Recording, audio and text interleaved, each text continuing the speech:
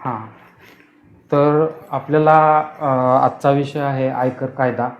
आयकर कायद्यामध्ये ज्या व्यवसायासाठी ज्या तरतुदी आहेत, तर त्या काय तरतुदी आहेत त्या आपण आज पाहणार आहोत. तर सर्वप्रथम आपण ठळक मुद्दे म्हणजे आपण याच्यामध्ये काय काय पाहणार आहोत ते पाहूया. पॅन कार्ड काय आहे? कारण बऱ्याच जणांचा विषय असतो की आमच्याकडे पॅन कार्ड आहे किंवा पॅन कार्ड काढायचं आहे. तर हे पॅन कार्ड कशासाठी लागतं आणि व्यवसायामध्ये त्या पॅन कार्डचं काय महत्त्व आहे हे आपण पाहणार आहोत. आणि प्लस आयकर कायदा काय आहे, त्याच्यामध्ये काय तरतुदी आहेत, व्यवसाय चालवण्यासाठी आयकर कायद्यातील ज्या तरतुदी आहेत तर त्या कशा असणार आहेत, तर त्याचंही संपूर्ण माहिती घेणार आहोत. आणि लास्टच्या थोड्याशा वेळामध्ये आपण व्यवसाय व्यवस्थापन कसं असावं, म्हणजे जे आयकर कायद्यातील तरतुदी आहेत त्या तरतुदी व्यवसायावरती कशा आपल्या इफेक्ट देणार आहेत किंवा त्याचा काय परिणाम होतो हे आपण एक 5 ते 10 मिनटात लास्टच्या याच्यामध्ये ठेवणार आहोत. आणि त्याच्यानंतरनं तुमच्या काही शंका असतील तर त्याच्यासाठी एक 10 मिनटं ठेवणार आहोत. म्हणजे हे या पद्धतीने आपलं पूर्ण सेशन राहणार आहे.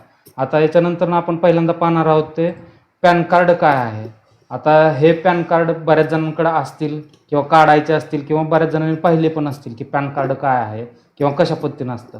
तर ज्यांच्याकडे पॅन कार्ड नाही आहे किंवा ज्यांनी अगोदर पाहिलं नाही आहे तर अशा लोकांसाठी हे समोर तुम्हाला पॅन कार्ड दिसतंय.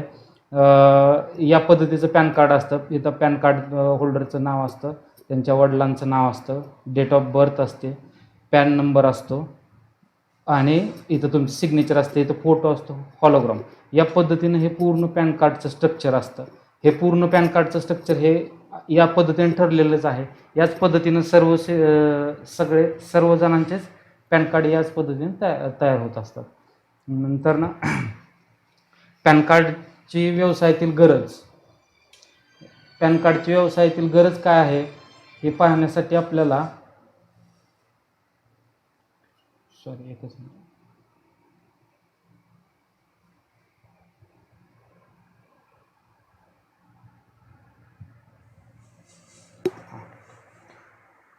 व्यवसायातील गरज कशासाठी लागते, तर आयकर भरण्यासाठी, सर्व टॅक्स नंबर काढण्यासाठी, व्यक्ती ओळखीचा पुरावा, टॅक्स कपातीसाठी, आर्थिक गुंतवणुकीसाठी आणि 50,000पेक्षा जास्त रक्कम जर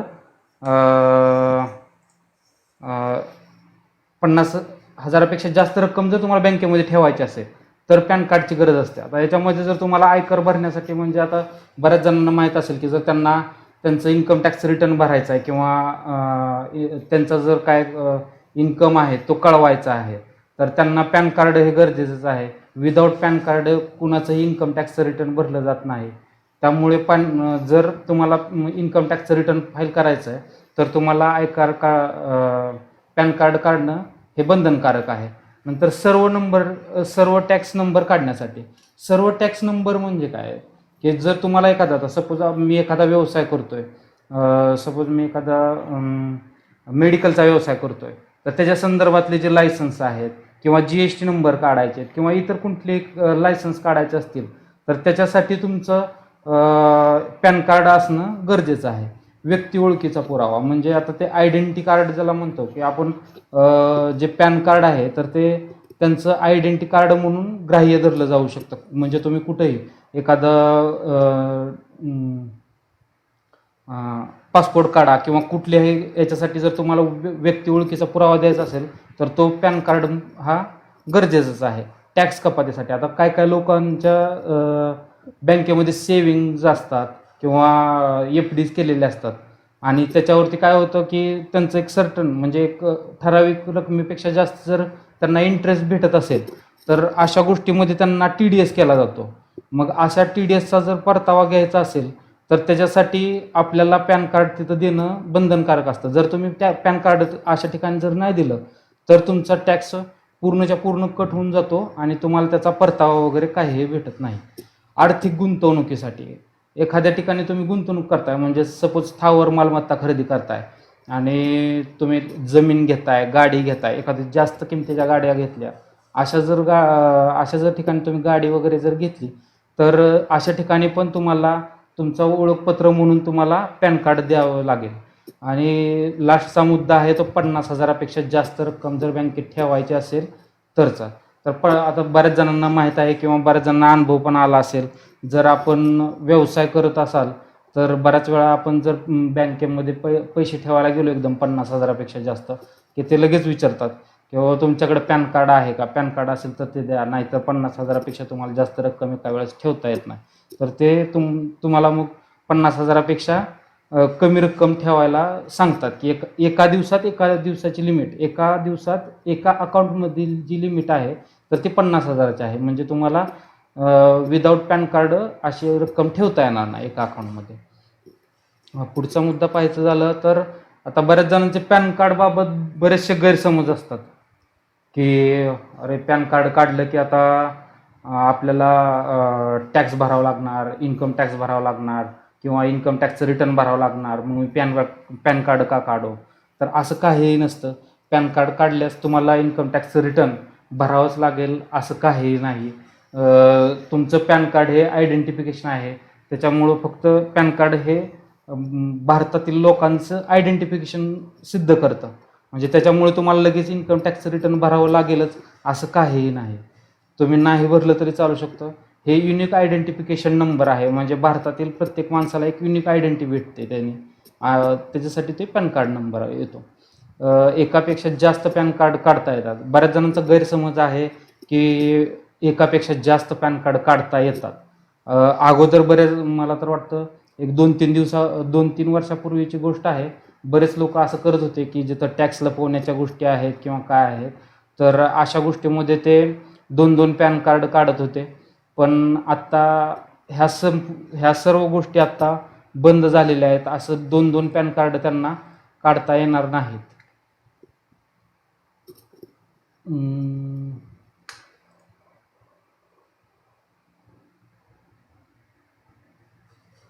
हां, स्वाती मॅडम. Hello sir. हां बोला ना मॅडम. Hello sir. हां बोला ना मॅडम. आपल्याला याचं रेकॉर्डिंग करता येईल का? मॅडम रेकॉर्डिंग आहे माझं चालू, माझ्या कॉम्प्युटरवरती रेकॉर्डिंग चालूच आहे. हां, मी सांगणारच आहे ह्याच्यानंतर ना. हे जे आहे ना, हे सेशन आपलं रेकॉर्डिंग सेशन आहे पूर्ण. माझ्या कॉम्प्युटरवरती रेकॉर्डिंग होतं या सेशनचं पूर्ण. तर हे सेशन मी नंतर यूट्यूबवरती माझं चॅनल आहे, तर त्याच्यावरती तुम्हाला अवेलेबल राहील. म्हणजे ज्यांना जे अवेलेबल झाले नाही आहेत किंवा जे लोकांना पाहता आलं नाही किंवा इन्कम जर सपोज त्यांचं इंटरनेट डिस्कनेक्ट झालं किंवा काय सेशन जर त्यांना जॉईन करता नाही आलं, तर अशा लोकांसाठी आपण यूट्यूबवरती हे परत सेशन देणार, म्हणजे अपलोड करणार आहे. तर त्याची लिंक वगैरे किंवा जे जिथं अपलोड होणार आहे ना, तर ते मी लास्टला सांगेन तुम्हाला.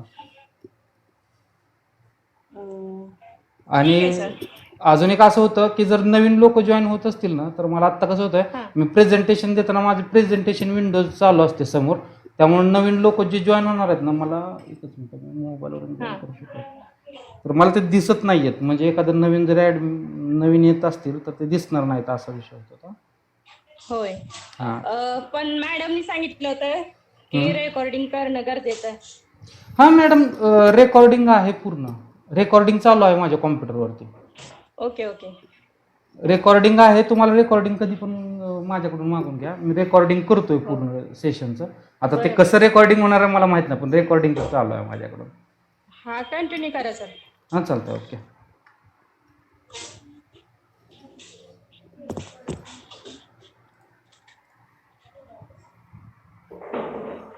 आपण मला वाटतं एकापेक्षा जास्त पॅन कार्ड काढता येतात या मुद्द्यावरती आलो होतो. मी सांगत होतो की 2 वर्षापूर्वी बऱ्याच जणांना वाटत होतं की एकापेक्षा जास्त पॅन कार्ड काढता येतात का. तर 2 वर्षापर्यंत ठीक होतं, पण 2 वर्षापासून जिथून तुमचं आधार कार्ड, पॅन कार्ड लिंकिंग वगैरे हे जे विषय चालू झालेले आहेत, तर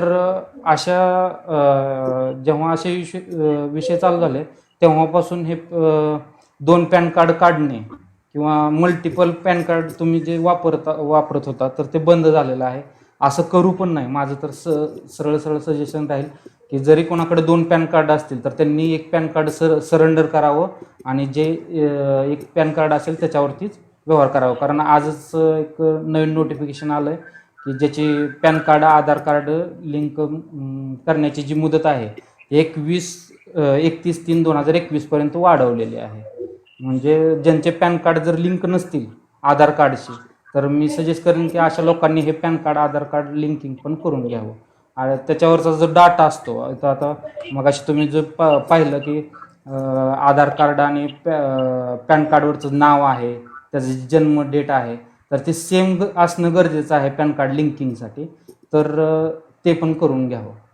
नंतर ना पॅन कार्ड कोणत्याही ठिकाणी वापरल्यास आपल्याला काही होत नाही. बऱ्याच लोकांचा हा मोठा गैरसमज आहे की पॅन कार्ड जर आपण कुठेही, म्हणजे तुम्ही एखाद्या जमीन खरेदीसाठी म्हणा किंवा एखाद्या जागा स्थावर इस्टेट, म्हणजे तुम्ही एखादं फ्लॅट घेताय, गाडी घेताय, ज्या मोठ्या किमतीच्या गाड्या आहेत, अशा ठिकाणी ते मागतात की बाबा पॅन कार्ड द्या, आधार कार्ड द्या, आणि ते घेतात आणि तुम्ही देऊन टाकता. त्यावेळेस तुम्हाला काहीच त्याची कल्पना नसते की हे आपण कुठं काय करतोय ते. किंवा एखाद्या ठिकाणी सोनं तुम्ही मोडत असाल किंवा सोनं घेत असाल, तर सोनार लगेच म्हणतो की बाबा आम्हाला तुमचं पॅन कार्ड पाहिजे. बरेच लोक, त्यांना माहीत नसतं की हे पॅन कार्ड कशासाठी घेत आहेत. तर ते पॅन कार्ड घेऊन तुमच्या बिलाबरोबर लावून ठेवलेलं असतं, आणि जेव्हा सपोज इन्कम टॅक्सची रेड होते किंवा काय होतं त्यांच्या इथं जेव्हा होतं, तर ते कुणाला विकलाय किंवा कुणाकडून खरेदी केलंय हे दाखवताना ते डायरेक्ट तुमचं पॅन कार्ड देऊन टाकतात की बाबा ह्या व्यक्तीकडून एवढी आम्ही सोनं खरेदी केलेलं आहे किंवा ह्या व्यक्तीला विकलेलं आहे. तर अशा बाबतीतून आपल्याला परत नंतर नोटीस येण्याची शक्यता असते. त्यामुळं आपण पॅन कार्ड कुठं वापरतोय, तर त्याचं परत भविष्यामध्ये तुम्हाला काय त्रास होणार आहे त्याची पण कल्पना असावी. कारण पॅन कार्ड हे तुमच्या इन्कम टॅक्स डिपार्टमेंटचं जे अकाउंट असतं, म्हणजे पॅन कार्ड हे इन्कम टॅक्स डिपार्टमेंटचं अकाउंटच असल्यासारखं असतं, जिथं तुमची संपूर्ण माहिती असते. म्हणजे तुम्ही बँकेमध्ये दिलं की बँकेमधले जे कॅश भरलेल्याचं ट्रान्झॅक्शन म्हणा किंवा कॅश काढलेल्याचं ट्रान्झॅक्शन म्हणा, अशा पद्धतीचं रेकॉर्डिंग बँकेमध्ये होतं. सोनाराच्या ठिकाणी दिलं की तुमचं खरेदी विक्रीचे व्यवहार रेकॉर्ड होतात. तुम्ही जर स्थावर मालमत्ता खरेदी करताना तहसील कार्यालयात दिलं, तर ते ट्रान्झॅक्शनसुद्धा, तुमच्या तहसील कार्यालयाचे ट्रान्झॅक्शनसुद्धा इन्कम टॅक्स डिपार्टमेंटला दर महिन्याला कळवले जातात. आणि अशा कळवलेल्या असे जर व्यवहार इन्कम टॅक्स डिपार्टमेंटला माहीत झाले, तर ते तुम्हाला डायरेक्ट विचारू शकतात की हे तुम्ही जे मालमत्ता खरेदी केली, तर ह्याचं तुम्ही कॅश कुठून आणली किंवा पैसे कुठून आणले ही मालमत्ता खरेदी करण्यासाठी, असं विचारू शकतात. किंवा तुम्ही एखादी मालमत्ता विकली आहे आणि तुम्ही इन्कम टॅक्सचं पण रिटर्न भरलेलं नाही आहे, तर अशा केसमध्ये पण तुम्हाला नोटीस काढतात आणि ते थोड्या दिवसांनी विचारतात की बाबा हे जे तुम्ही मालमत्ता विकली ह्याचं टॅक्स का भरला नाही आहे. म्हणून पॅन कार्ड बाबतीतचं जे गैरसमज होते ते आपल्याला सविस्तर समजले असतील. याच्या व्यतिरिक्त जर काय कोणाच्या अडचणी असतील किंवा शंका असतील, तर आपण शेवटचे एक 10 मिनिटाचं सेशन ठेवणार आहे, ज्याच्यामध्ये त्यांना ह्या गोष्टी विचारता येतील किंवा बाबा अजून काय जर त्यांच्या अडचणी असतील तर त्यांना विचारता येतील. आता पॅन कार्ड बाबतची घ्यावयाची काळजी. आता पॅन कार्ड कुठं आता बोलता बोलता आपण ते पण बोलून गेलो की पॅन कार्ड ज्या ठिकाणी तुम्ही दिलेलं आहे अशा गोष्टींची तुम्ही सर्व गोष्टी आयकर विवरणपत्रामध्ये दाखल केली पाहिजे. मी जे आत्ता सांगितलं, जे तुम्ही काय, म्हणजे तुम्ही एखाद्या बँकेमध्ये ठेवताय, तर अशा ठिकाणी जर तुम्ही पॅन कार्ड वापरताय, तर त्याची माहिती तुमच्या एखाद्या डायरीमध्ये सेफमध्ये लिहिलेली असली पाहिजे की बाबा आपण इथं पॅन कार्ड दिलेलं आहे.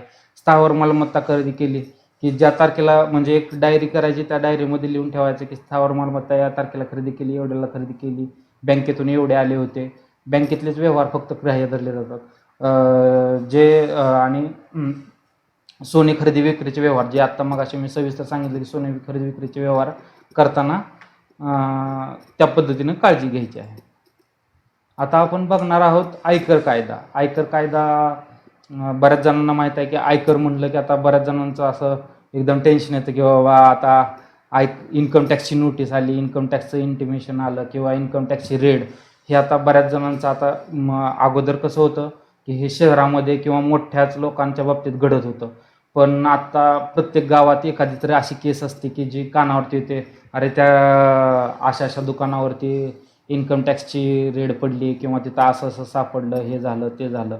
तर त्यामुळं आयकर कायदा हा जास्त लोकांपर्यंत पोचतो त्याच्यामुळंच की बाबा हे काय आहे किंवा काय आहे. याच्यामध्ये भीती वाटते की बाबा लोक आले तर काय होणार, आपल्याला मग पुढं काय होणार, असं बऱ्याच जणांचं लोकांच्या म्हणजे मनात शंका असतात किंवा त्यांना अज्ञान असतं की बाबा ह्याच्यातून आपल्याला काय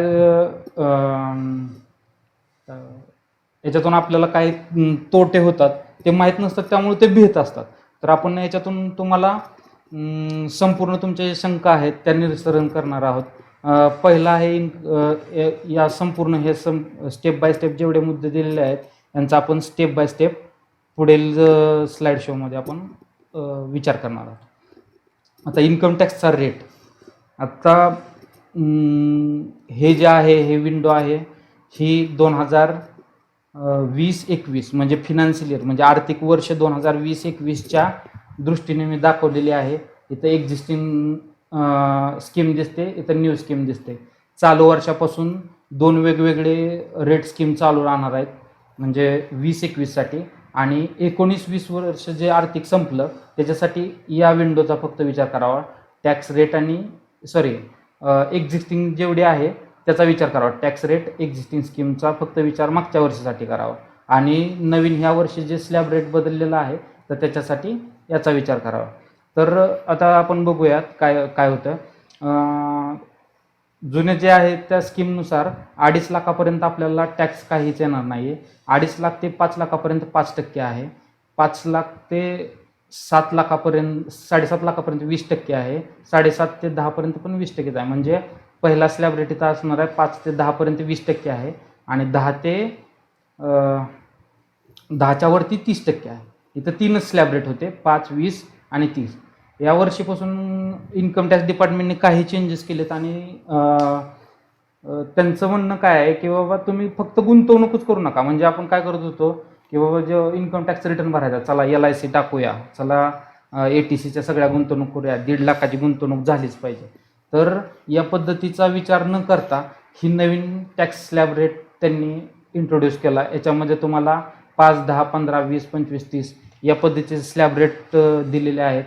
हे स्लॅब रेट पद्धतीने जर तुम्हाला इन्कम टॅक्स रिटर्न भरायचं असतील तर बरेचसे एक्झम्पशन आहेत किंवा काय आहेत ना ते तुम्हाला अवॉइड करा. म्हणजे तुम्हाला ते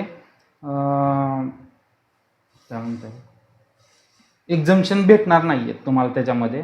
म्हणजे LICचं जे 1.5 लाखाची जे LIC म्हणा किंवा ATCची जे डिडक्शन भेटत होतं तर ते डिडक्शन या स्लॅब रेटमध्ये भेटणार नाही आहे त्यांना. डायरेक्टली ते 2.5 लाख ते 5 लाखापर्यंत 5%, नंतर 5 लाख ते 7.5 लाखापर्यंत 10%, 7.5 ते 10 लाखापर्यंत 15%, 10 ते 12.5पर्यंत 20%, 12.5 ते 15 लाखापर्यंत 25%, आणि 15 लाखापेक्षा जास्तच्या याच्यासाठी 30% असं आहे. याच्यामध्ये डिडक्शन खूप कमी आहेत, डायरेक्टली टॅक्स भरायचा या रेटने. आणि हे जे जुनं आहे 19-20साठी आणि 20-21साठी जर जुना रेट जर तुम्ही ॲप्लिकेबल करत असाल तर त्याच्यासाठी तुम्हाला त्या पद्धतीनं जुन्या रेटमध्ये तुम्हाला घेता येईल. आता हा कायदा लागू कोणासाठी होतो किंवा कोण कोण याच्या अंडर कोणी येतं, तर भारतामध्ये जेवढ्या पण संपूर्ण म्हणजे इन्कम टॅक्स ॲक्ट असा आहे की कोणाला लागू होत नाही असंच होत नाही. कारण जेवढं भारतामध्ये जे व्यक्ती आहेत, आता इथं दिलं तुम्ही बघताय की व्यक्ती आहेत, कंपन्या आहेत, भागीदारी व्यवसाय आहेत, हिंदू अविभक्त पद्धती आहे, म्हणजे जे कुटुंब पद्धती आहे हिंदू अविभक्त कुटुंब पद्धती, तर त्या सर्व त्यांना पण लागू होतो. आणि कायद्याने अस्तित्वात आलेली संस्था म्हणजे AOP, BOI किंवा ज्या ट्रस्ट वगैरे आहेत तर या कायद्याने अस्तित्वात आलेल्या असतात, त्यामुळे त्यांना त्या पण इन्कम टॅक्स आयकर कायद्याच्या अंतर्गत येतात. व्यक्तीमध्ये इंडिव्हिज्युअली संपूर्ण जेवढे पण व्यक्ती आहेत म्हणजे इंडिव्हिज्युअल जरी ते मायनर असतील किंवा मायनर नसतील किंवा अडल्ट असतील त्या पद्धतीनं किंवा सिनियर सिटीजन असतील तर ते सगळ्याच व्यक्ती तुमच्या आयकर कायद्याच्या अंडर येतात.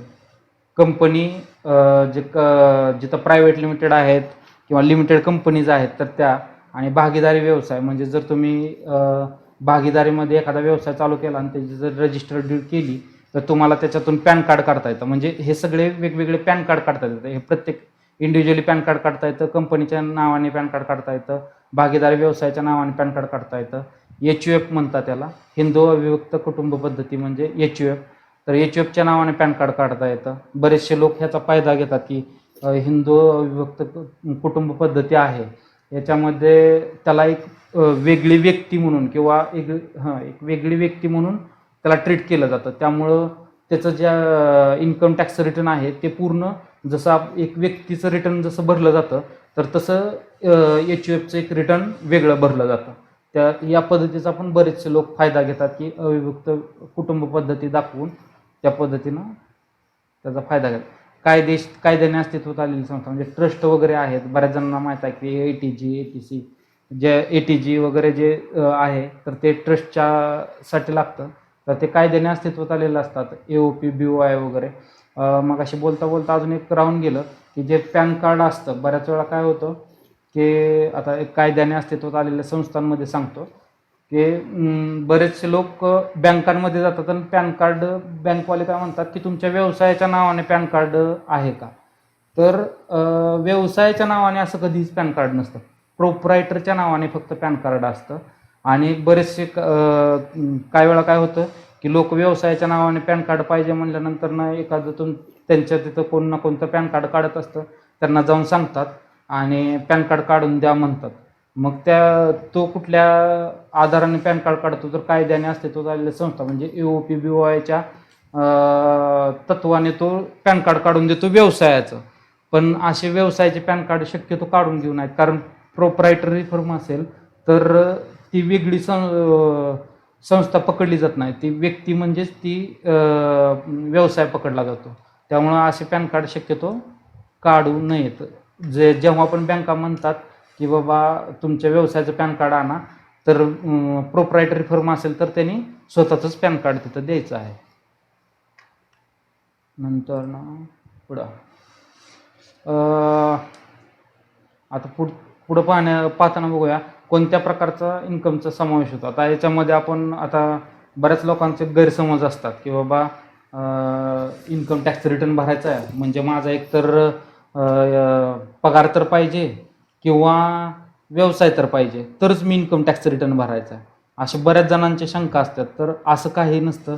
या पाच प्रकार जेव्हा असतात तर ते या 5 प्रकारामध्ये संपूर्ण इन्कम डिवाईड केलेलं असतं आयकर कायद्याने. पहिला प्रकार आहे व्यावसायिक इन्कम. म्हणजे जर तुम्ही एखादा व्यवसाय करत असाल किंवा तुम्ही एखाद्या व्यवसायामध्ये भागीदार असाल तर असं जे संपूर्ण इन्कम आहे ते तुमचं व्यावसायिक इन्कम म्हणूनच पकडलं जाईल. पगार जर पगारात पण तुम्ही एखाद्या कंपनीमध्ये काम करताय किंवा रेम्युनरेशन म्हणून घेताय, एखाद्या कंपनीचा डायरेक्टर आहात आणि तिथून रेम्युनरेशन भेटतं, तर ते संपूर्ण तुमचं पगाराच्या अंडर कव्हर होईल. घरभाडे जर तुम्ही संपूर्ण तुमच्या खोल्या आहेत तुम्ही भाड्याने देताय, तर असं जे इन्कम भेटतं तर ते जर आत्ता मी मागाशी तुम्हाला जे स्लॅब रेट दाखवलं तर त्याच्यामध्ये येत जर असेल तर तुम्हाला ते इन्कम टॅक्स रिटर्न भरणं गरजेचं आहे. भांडवली नफा म्हणजे काय असतो की बरेचसे लोक काय करतात, जमीन घेतात, विकतात, खरेदी विक्री करत राहतात किंवा शेअर मार्केटमध्ये पैसा टाकतात, शेअर मार्केटमधून पैसा कमवतात, पण त्याचं रिटर्न भरलं जात नाही किंवा कुठंच दाखवत नाही. मग असा जो नफा असतो हा भांडवली नफा पकडला जातो. ह्याच्यामध्ये 2 प्रकार असतात भांडवली नफ्यात पण. एक काय म्हणतो आपण त्याला, शॉर्ट टर्म कॅपिटल गेन म्हणतो आणि दुसरा एक असतो तो लॉंग टर्म कॅपिटल गेन. तर शॉर्ट टर्म कॅपिटल गेन म्हणजे तुमचं आता शेअर मार्केटच्या दृष्टीने विचार केला तर 1 वर्षाच्या जर तुम्हाला इन्कम टॅक्सचं 1 वर्षाच्या आत जर तुम्ही शेअर खरेदी विक्री केली आणि त्याच्यातून जर तुम्हाला प्रॉफिट झाला तर तो शॉर्ट टर्ममध्ये पकडला जाईल. पण जर तुम्ही एखादी फ्लॅट घेताय किंवा जागा घेताय आणि ती 3 वर्षापेक्षा जर तुम्ही कमी कालावधीत जर खरेदी विक्री करताय त्याची, तर त्याला शॉर्ट टर्म कॅपिटल गेन म्हणलं जाईल. आणि ह्याच्या नंतरनं जर शेअर मार्केटमध्ये 1 वर्षापेक्षा जास्त आणि बाकी स्थावर मालमत्तेमध्ये 3 वर्षापेक्षा जास्त जर तुम्ही खरेदी विक्री करत असाल तर त्याला लॉंग टर्म कॅपिटल गेन म्हणलं जाईल. आणि इतर इन्कम, मग तुमचे इतर इन्कममध्ये सर्व इन्कम कन्सिडर केले जातात. म्हणजे जर सपोज तुम्हाला डिव्हिडंड भेटतं आहे, नंतर ना सपोज तुम्ही एखाद्या गाडीचं भाडं घेताय, बाकीचं कशाचे भाडे घेतायत, कमिशन घेताय, असे जे सगळे इन्कम आहेत, म्हणजे हे सगळे सोडून जेवढे पण इन्कम असतील, तर म्हणजे शेती इन्कम पकडा किंवा कुठलेही सगळे इन्कम हे सगळे इतर इन्कममध्ये तुमचे कन्सिडर होतील आणि हे सगळं तुम्हाला दाखवणे बंधनकारक आहे. भारतामध्ये आपण कुठल्याही गोष्टीतून जरी प्रॉफिट कमवला किंवा नफा कमवला किंवा तर तो इन्कम टॅक्स ॲक्टच्या अंडर येतो. म्हणजे तो इतर इन्कममध्ये त्याला कुठं ना कुठं तर त्याचं नाव असतं आणि ते दाखवावं लागतं, असा विषय. आता कोणत्या इन्कमला सवलती मिळतात? आता बरेच लोक आम्हाला विचारत असतात की बाबा आम्हाला असं कुठलं इन्कम आहे की जिथं आम्हाला सवलती भेटतील की त्याच्यातून. बऱ्याच लोकांना आता माहीत पण आहे की बाबा शेती इन्कम आहे. बक्षीसपत्र म्हणजे सपोज वडील होते, वडिलांकडून आता मुलाला एखादं सपोज त्यांचे 3 लाख रुपये आहेत, मुलाला द्यायचे आहे, तर असं बक्षीसपत्र करून जर त्याला दिलं तर अशा गोष्टीमध्ये पण त्याला सवलत भेटू शकते इन्कम टॅक्समध्ये. त्याला इन्कम न पकडता ते बक्षीसपत्र पकडलं जाईल. पीपीएफ खात्यावरील व्याज, पीपीएफ खात्यावरील जे व्याज येणार आहे दरवर्षी जे 31 मार्चला जमा होतं, तर असं जे व्याज आहे ते त्याच्यावरती पण टॅक्स लागत नाही. नॅशनल सेव्हिंग सर्टिफिकेट, हे जे नॅशनल सेव्हिंग सर्टिफिकेट आहेत हे पोस्टामध्ये मिळतात. जेव्हा म्हणजे 5 वर्षाचे असतात, त्याला टाईम पिरियड असतो, 5 वर्षाचे असतात किंवा त्यापेक्षा जास्त कालावधीचे असतात. असे नॅशनल सेव्हिंग सर्टिफिकेट जर घेतले आणि त्याच्यावरती जे व्याज भेटतं तर ते करमुक्त असतं. त्याच्यामध्ये म्हणजे त्याच्यावरचं जर व्याज भेटलं तर ते त्याच्यावरती कधीच टॅक्स भरावा लागणार नाही आहे त्यांना. LIC, आता LICमध्ये पण बऱ्याच, आता हा तर बऱ्याच लोकांना माहीत असणारा विषय आहे की LIC हा विषय असा आहे की त्याची जेवढी गुंतवणूक आहे त्याची त्याला एक्झम्पशन पण भेटतं. म्हणजे टॅक्समध्ये तेवढी डिडक्शन पण करून घेता येते आणि त्याच्यावरून जे इन्कम भेटतं म्हणजे त्याच्यामध्ये LICमधून जो बोनस भेटणार आहे किंवा काय इतर इन्कम जे LICतून भेटणार आहे त्याच्या LIC पॉलिसी मॅच्युअर झाल्यानंतर ना, तर त्या पॉलिसीवरती पण त्याला सवलत भेटणार आहे. म्हणजे त्याच्यावरती त्याला टॅक्स भरण्याची काही गरज नाही आहे. आणि बचत खात्यावरील व्याज, आता बचत खात्यावरील व्याज पण बऱ्यापैकी माफ आहे, पण ते 10,000च्या लिमिटपर्यंत आहे. म्हणजे 10,000पर्यंत जर तुम्ही मला बचत खात्यामध्ये जर व्याज भेटत असेल तर असं बचत खात्यातील व्याज तुम्हाला 10,000पर्यंत तुम्हाला करमुक्त करून घेता येतं. या पद्धतीचं आहे. शेती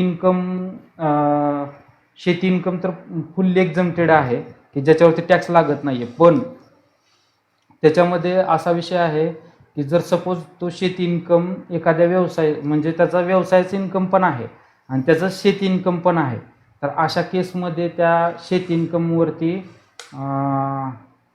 कसला म्हणता येईल त्याला कन्सॉलिडेटेड टॅक्स लागण्याची शक्यता असते. म्हणजे शेती इन्कम कॅल्क्युलेट कसं केलं जातं, तर पहिल्यांदा तुमच्या बिझनेसमध्ये त्या बिझनेस इन्कममध्ये शेती इन्कम ॲडिशन होईल, त्याच्यावरती टॅक्स काढला जाईल आणि तुमच्या शेती इन्कमवरती जेवढा टॅक्स आहे तर तो त्याच्यातून लेस केला जाईल. त्याच्यामुळं तसं पाहिलं तर शेतीवरती कधी कधी जर इतर इन्कम असेल तर म्हणजे घरभाडा असेल, तुमचं इतर जर इन्कम असेल, अदर सोर्स ऑफ इन्कम असतील किंवा सॅलरी असेल, तर अशा केसमध्ये शेतीमध्ये पण थोडाफार टॅक्स लागण्याची शक्यता असते अदर इन्कम असेल तर.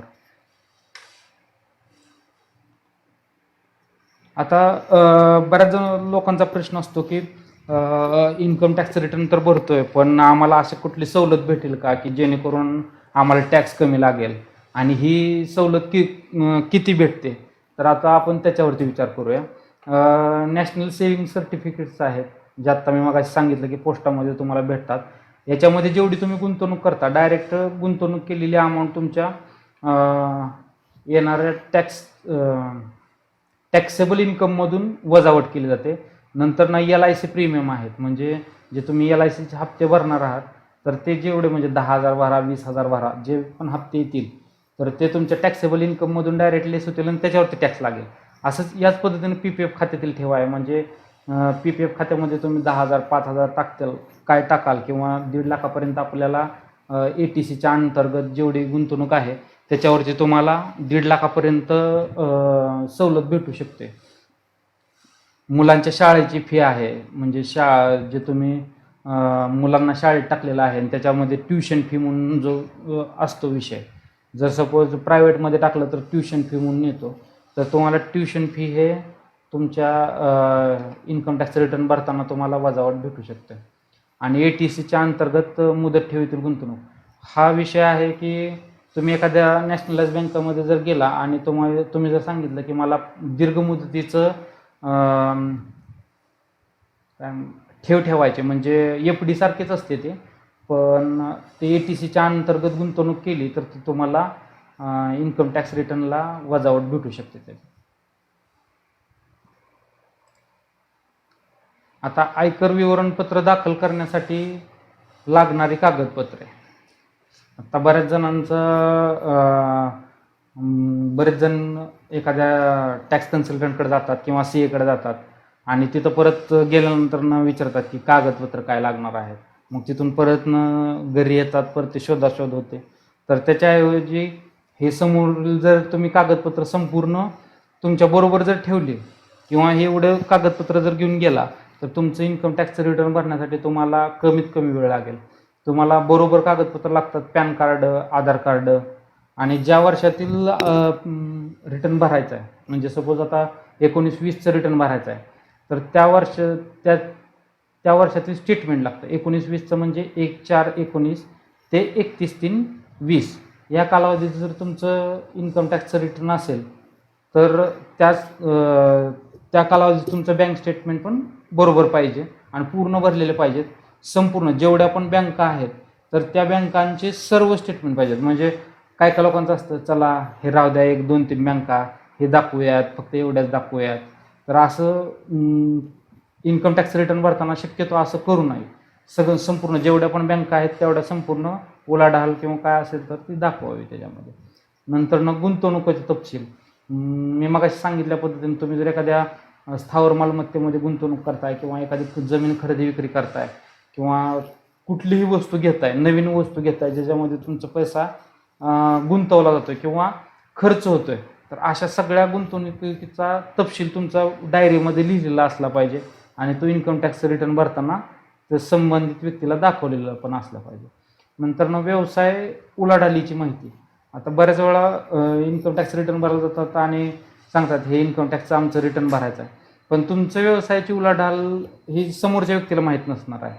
मग तुम्हाला तुमची स्वतःची उलाढाल किती आहे तर त्याची संपूर्ण माहिती पाहिजे की बाबा मी वर्षभरात एवढे हे केलेलं आहे, उलाढाल केलेली आहे. म्हणजे जेवढे पण तुमच्याकडे पैसे आलेले आहेत तर त्याला उलाढाल आपण म्हणू शकतो. तुमच्याकडे जेवढे पैसे येत आहेत तर त्या म्हणजे विक्रीतून म्हणा किंवा एखादी तुम्ही सर्व्हिस वगैरे प्रोव्हाइड करत असाल त्याच्यातून येणाऱ्या पैशाला पण तुम्ही उलाढाल म्हणू शकता.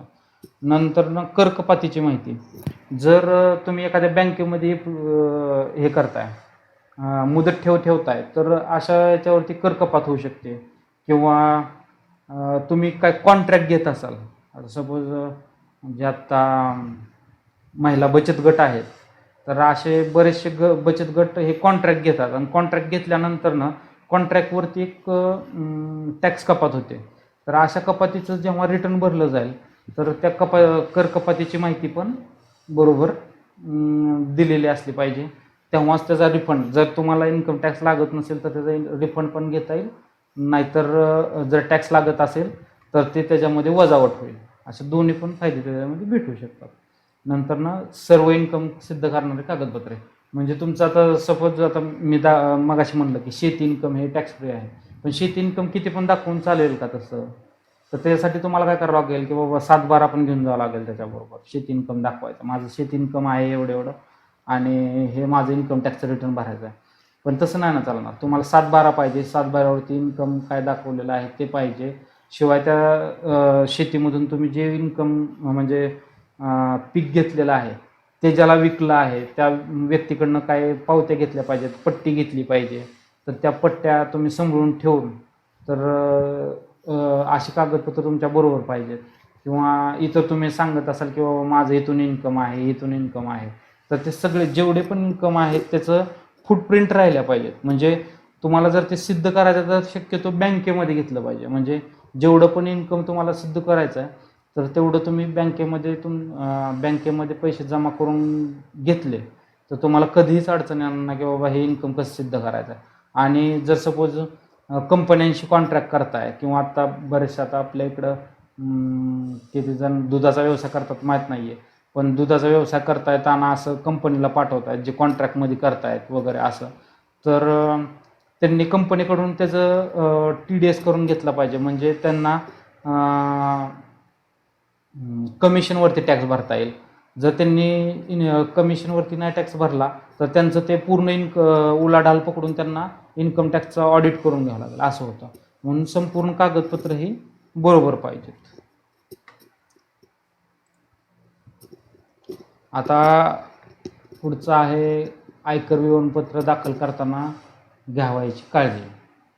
आता आयकर विवरणपत्र दाखल करताना सर्व इन्कम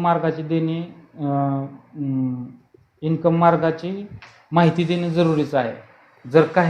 जर माहिती लपवली तर नुकसान होण्याची शक्यता असते. कारण काय होतं की जेवढे पण इन्कम आहेत, काय लोकांना काय वाटतं की बाबा चला फक्त आपला बिझनेस आहे आणि तेवढ्या बिझनेसचंच आपण इन्कम दाखवूया, कशाला दाखवतो FD बँकेमध्ये ठेवले, नाहीच दाखवायचं. मग असं करतात काय लोक काय करतात, किंवा व्यवसायाचं इन्कम दाखवतात, शेती इन्कम दाखवत नाहीत, किंवा शेती इन्कम दाखवतात, व्यवसायाचं इन्कम दाखवत नाहीत.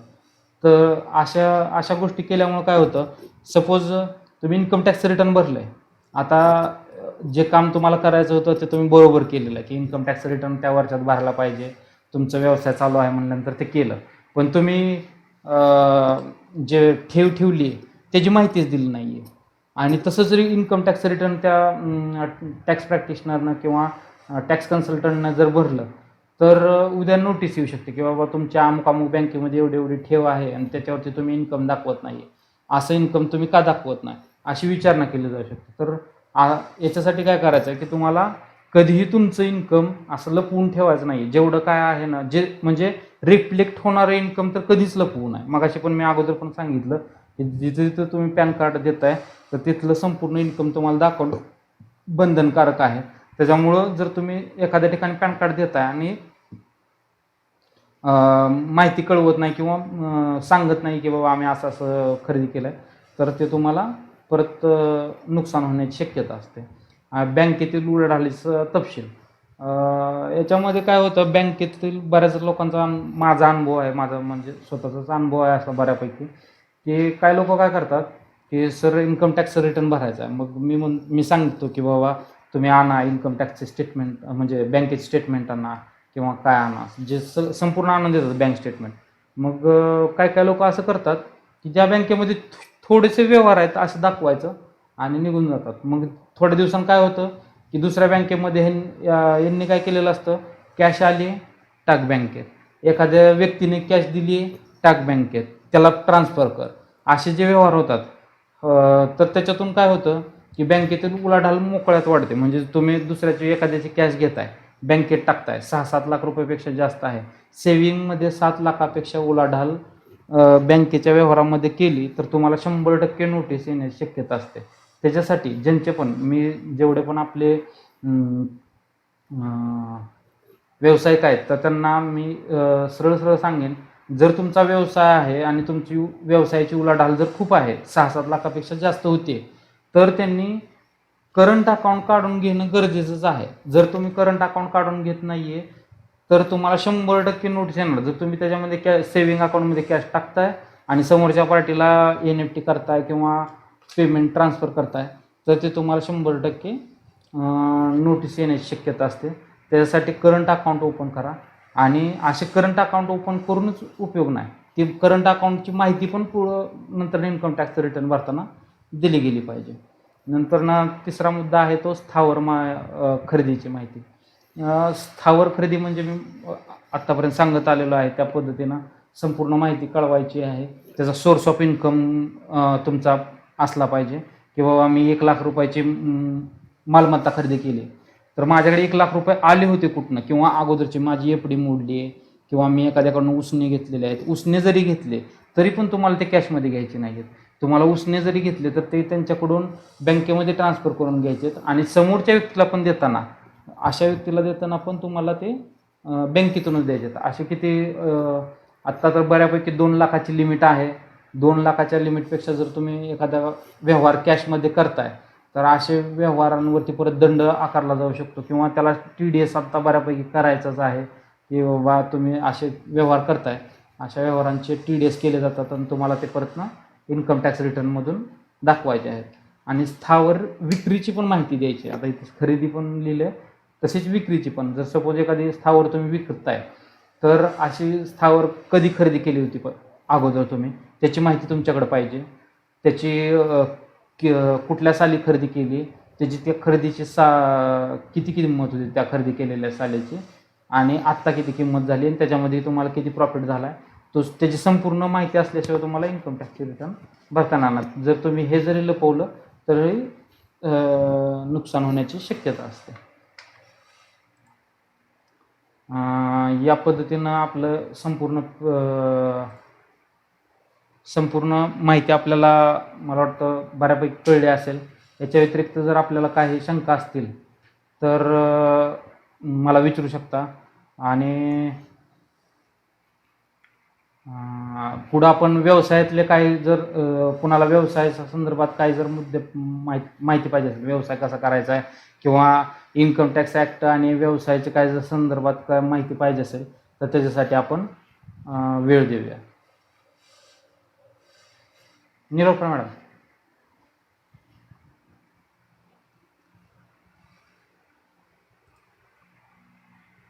Hello madam.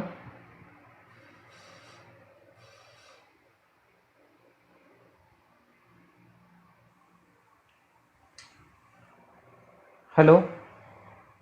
बोला की, कोणाला काय विचारायचं असेल तर विचारा की. विचारा काय विचारायचं असेल तर. आणि ते झालं ना की आपण ह्याच्यावरती बोलूया.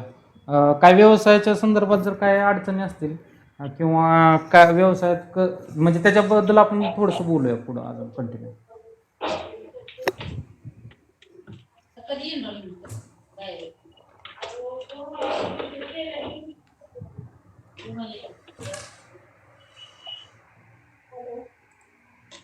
हॅलो, कोणाची काय अडचण असेल तर सांगा. कोणाला समजलं नसेल, काय झालं असेल.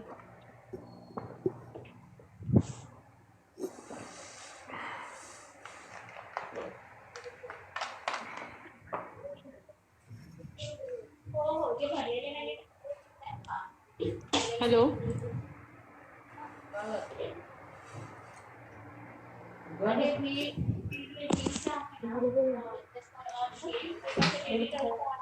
हॅलो.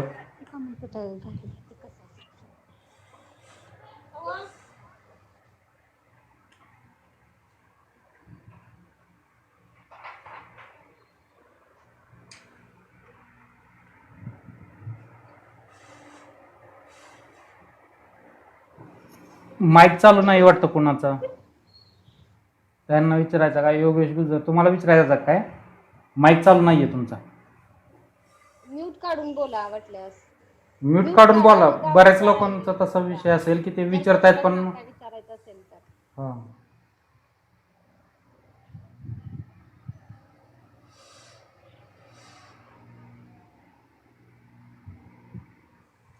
चालतंय मॅडम, आपण असं करूया की किती वेळ झाला आहे, एक 5 मिनटं व्यवसायातले जे काय काय आहेत किंवा काय मुद्दे आहेत ना, तर त्याच्यावरती बोलूया. की बाबा व्यवसाय स्थापन करतात, बऱ्याच लोकांचा विषय असतो की बाबा आम्ही व्यवसाय स्थापन करतोय पण आम्हाला माहीत नाही की ह्याच्यामध्ये कसं केलं जातं आहे पुढं, व्यवसाय स्थापन कसा केला जातो किंवा त्याच्यामध्ये काय डॉक्युमेंटेशन आहे, कसं काय हे करायचं. त्याच्या संदर्भात मी एक थोडीशी माहिती सांगतो की एखादा जर सपोज नवीन व्यवसाय स्थापन करायचा एखाद्या व्यक्तीला, तर त्यांनी काय केलं पाहिजे. तर त्याच्याकडे उद्योग आधार आणि शॉप ॲक्ट असलं पाहिजे. उद्योग आधार आणि शॉप ॲक्ट काढणं गरजेचं आहे. जर सपोज बँकेमध्ये जाताय तुम्ही, तर अशी माहिती तुम्हाला म्हणजे उद्योग आधार आणि शॉप ॲक्ट असेल तर बँकेमध्ये अकाउंट खोलता येतं. जर ते व्यवसायाचा पुरावा म्हणून सिद्ध करता येतं. आणि सपोज जर त्या व्यवसायाला जर लायसन्स लागत असतील, म्हणजे सपोज आता एखादा गृहउद्योग करताय तुम्ही, तर अशा व्यवसायाला कुठं फूड अँड ड्रग्ज वगैरे काय विषय आहेत, तर अशी पण तरतूद तुम्ही अगोदरच केली पाहिजे. कारण बऱ्याच वेळा काय होतं की लोक आवेशामध्ये बिझनेस चालू करतात, पण त्याच्या संदर्भात कुठलं लायसनिंग केलं पाहिजे किंवा काय केलं पाहिजे हेच बऱ्याच लोकांना माहीत नसतं. आणि व्यवसाय चालू करतात आणि थोड्या दिवसांना असं होतं की डायरेक्टच म्हणजे फूड अँड ड्रग्सचा तर बऱ्याच जणांना अनुभव असेल. डायरेक्ट फूड अँड ड्रग्सवाले येऊन बसतात आणि सांगतात, दाखवा तुमचं लायसन कुठं आहे, तुमचं काय केलेलं आहे, तुम्ही क्लिनिक कुठं ठेवलेली आहे, किंवा तुमच्या बिझनेसमध्ये कुठं व्यवस्थित हे केलेलं आहे. तर अशा वेळेस मग आपण सिद्ध करू शकत नाही की बाबा हे मी चालवलेलं आहे, हे व्यवस्थित चालवलेलं ना. अशा याच्यामधून बऱ्याच लोकांना तोटे होण्याची शक्यता असतात. त्याच्यामुळं की जे लायसन्स आहेत, एखादा व्यवसाय चालू करतायत, पहिल्यांदा त्या व्यवसायाचे लायसन्स काय आहेत ते पाहिले पाहिजेत.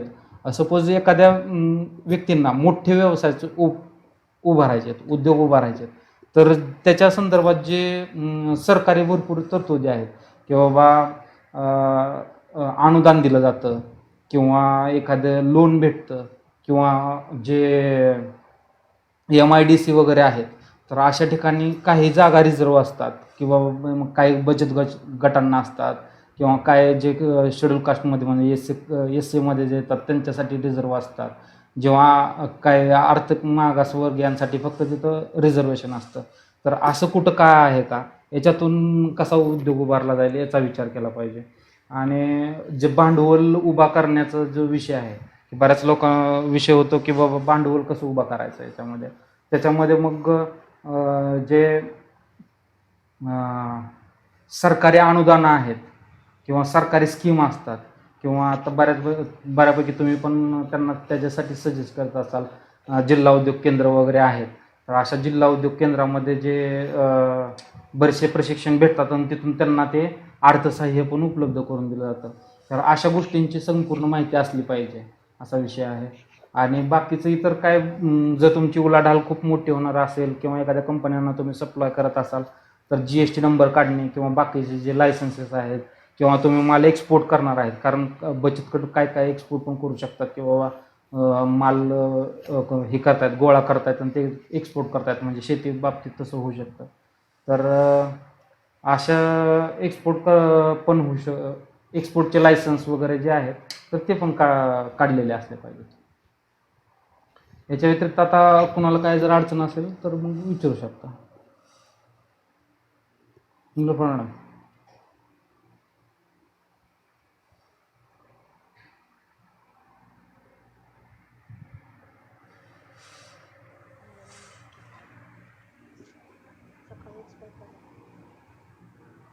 कोणाला काय नाही विचारायचं वाटतं. तरी पण तुम्ही खूप छान माहिती दिली, खूप छान सांगितलं. पॅन कार्ड वगैरे नाही ते चांगली माहिती होती, आणि हा महिलांना पण उपयोगीच आहे ते व्यवसायासाठी. नाही तर ते मी ज्यांचे म्हणलं होतं नसतील ते तेवढं पण जेवढं. करतील. हा, ज्यांचं नाही आहे, कारण हे संपूर्ण व्यवसायाच्या संदर्भातच आहेत.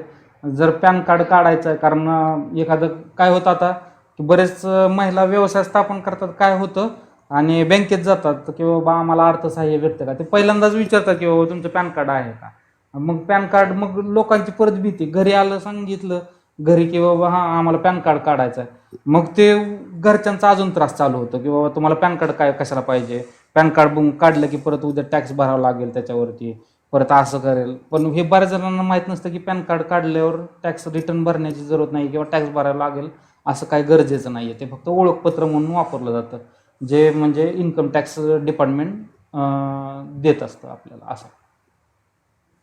तरी छान माहिती होती, छान माहिती सांगितली. ते महिलांना उपयोग पण होईल आता इथून पुढे. हां. आणि जे सेशन आहे पूर्ण हे माझं जे यूट्यूब चॅनल आहे, मी म्हणलं होतं लास्टला तुम्हाला सांगेन की कशावरती ते उपलब्ध राहणार आहे. तर मी तुम्हाला माझ्या यूट्यूब चॅनलचं जे हे आहे लिंक आहे ना, तर ते शेअर करेन. आहे असं जे आत्ता जेवढं झालेलं आहे असंच अपलोड करतो, कारण त्याच्यामध्ये काय काय थोडंसं कटिंग करण्याची जरूरत आहे, पण अपलोड आत्ता सध्या करतो. तुम्हाला पाहिजे असेल तर ज्यांना म्हणजे आत्ता जॉईन होता आलं नाही आहे, किंवा भविष्यामध्ये जर तुम्हाला कुठं काय अडचण आली तर त्यासाठी तुम्हाला ते उपलब्ध पण राहू शकेल. हो सर, करा की हां, अवश्य. चालतं. थँक्यू सर, खूप छान माहिती दिली, आणि वेळेत व्यवस्थित झालं नियोजन. हां, त्याबद्दल धन्यवाद. धन्यवाद. Okay sir. थँक्यू.